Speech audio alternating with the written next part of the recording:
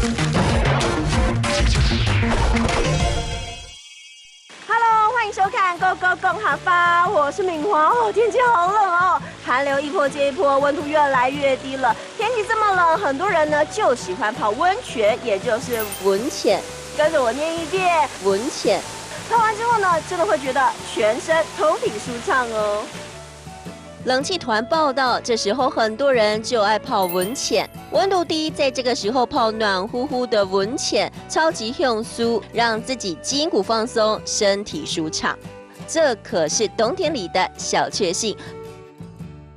泡完温泉可以看到身体真的是暖乎乎的。不过别急着走哦，因为在阳明山上晚上安博特也可以看樱花哦。因为现在在阳明山上呢，晚上多了看樱花的时段 ，LED 灯的照射之下，可以看到呢看樱花别有风情哦。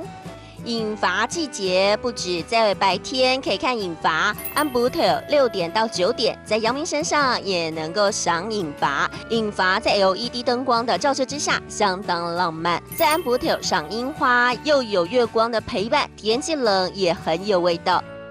今年我们特别推出了赏夜莺的活动。那赏夜莺的话，是从我们那个阳明公园进来的喷水池开始，一直到这边的樱花溪流区。那这部分的话，我们总共架设了130几盏的投射灯，然后是从樱花树下往上投射，所以它会有一个非常浪漫的气息。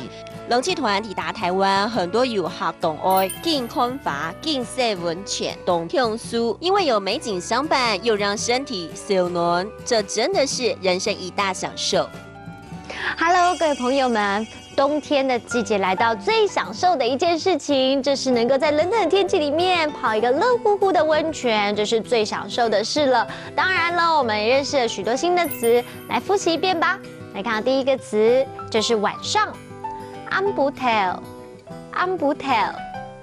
第二个呢，你一定很喜欢，就是温泉，温泉。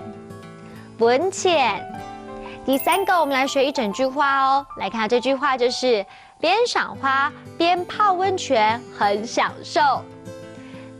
见送花，见洗温泉，当享受。见送花，见洗温泉，当享受。